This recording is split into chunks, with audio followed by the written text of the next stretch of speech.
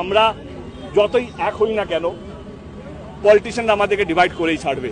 একটা কথা আছে, এই কথাটা এবারে চেঞ্জ হওয়া দরকার। কথাটা হলো, বাঙালি একাই 100, কিন্তু 100টা বাঙালি এক নয়।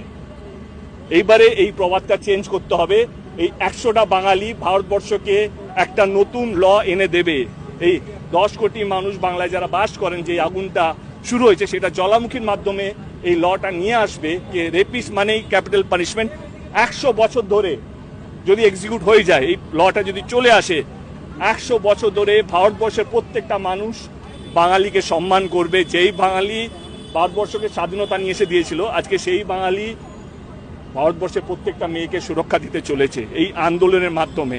তো এই আন্দোলনের একটাই লক্ষ্য হওয়া উচিত, এবং আমার মনে প্রত্যেকটা মানুষ তাই চায় যে যারা এই রেপের সঙ্গে যুক্ত আছে তাদের ফাঁসি হওয়া উচিত, এবং যারা রেপ করছে ভারতবর্ষে জুড়ে তাদেরকেও ফাঁসি হওয়া উচিত।